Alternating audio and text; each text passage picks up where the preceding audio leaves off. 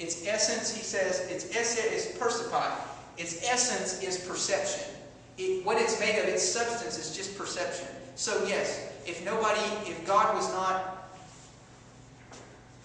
portraying this idea of stuff to us, then there would be nothing there. It wouldn't be there. So it's perceivers. Like you can perceive it, but you don't have knowledge of it until you touch it. Yeah, because he's an empiricist. So you're on that. Good. Yeah, because you don't know it unless you see it. You don't know it. So he is very much an empiricist. But see, it's kind of confusing because a lot of people get tripped up on Berkeley because of but wait a minute, he's an idealist. That's in your mind. Yeah, but he's saying you don't know it unless you perceive it. But he is saying that your arms are something perceived. Okay? It's just something perceived. So all of your neurological little impulses and all that stuff is just something that is perceived. All that really exists is a perceiver, a non-physical perceiver, finite perceiver, a non-physical infinite perceiver. That's all that really exists. Alright?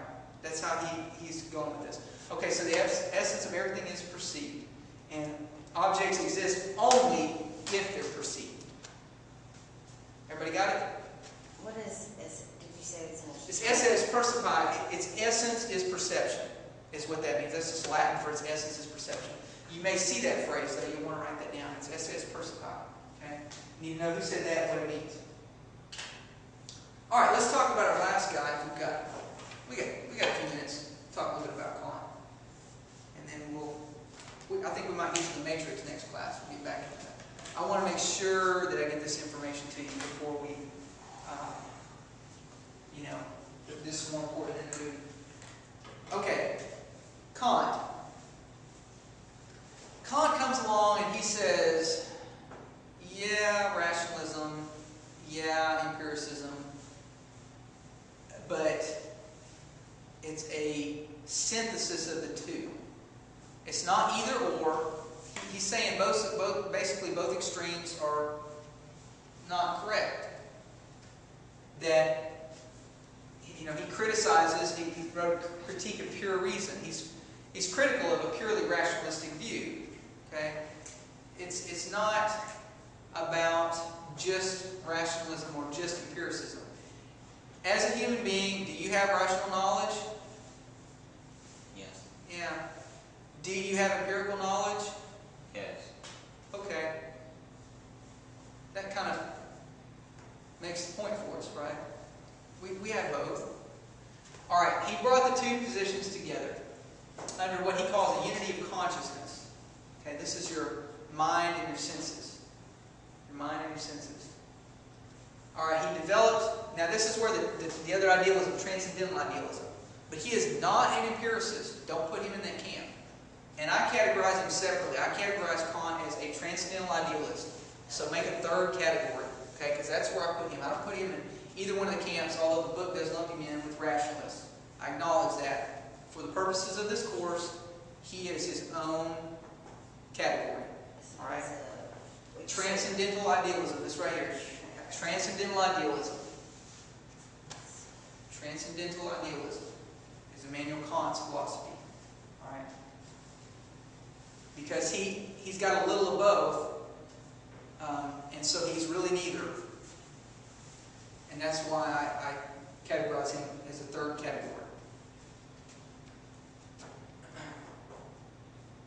Okay. And he developed this idea that theoretical knowledge is restricted to systematization of spatio-temporal appearances. That's a mouthful. All right. We know things in categories. We know things in categories, and they can be divided up. And he's really using language and argumentation to kind of flesh this out. But we know only in categories of space and time. Do you know anything outside of space and time? I'm not sure religious. Do you know that? You know? No. Do you know that? Direct awareness. Do you know anything outside of space and time? And some might argue, well, yeah, they know some infinite being. Okay, but you know that infinite being through space and time. Well, it's almost like the perception of stars. We see the lights from stars that are so far away that they could have already burnt out, but their light is still traveling here. Because you perceive it, and it's trapped in time, and it's way over here, right? And even though it's moving at the speed of light, it's got a major jet lag on it. Yeah, it's a major jet lag. Yeah. Okay. So we know only in categories of space and time. All right, that's what Kant says. He kind of starts with that premise, and he says, in other words, you are limited in the way you know things. You are limited. You're a limited being. You're in a body. You're in a time. There's time behind you, and there's hopefully time in front of you. But you're in that. You're stuck in that mode. Okay. So you're limited. All right. He says that here's some of his judgment categories, and judgments that doesn't mean like judgment like criticism or judging people, or it's just we're all making judgments, decisions, at every second of the day. You're making judgments. You're making decisions, and you are judging things all throughout your day. Okay, and this is a way of him kind of breaking things down. I don't expect you to understand. You just know what they are. All right, know these. Basically, there's 12 categories because you got 4 categories of 3. All right, and you've got basically these are the ways that he thinks you can break things down. You've got different ways, and he's using language. All right, he's using different things to talk about how we judge. We assert things, we tear things apart, we assert absolute truths and things of that nature. Okay, and when we're using language, so he's using language. The way we use language is the way he's saying kind of that we know things. Does that make sense? The way we use language is also the way we know things. Can you think of things outside of the way that you describe them? We have descriptions for everything, even our feelings. We can talk about our feelings. Okay? But these are kind of the categories that he breaks stuff down in his judgment categories. And all of these are hinged on that space and time thing, though. Spatio-temporal appearances.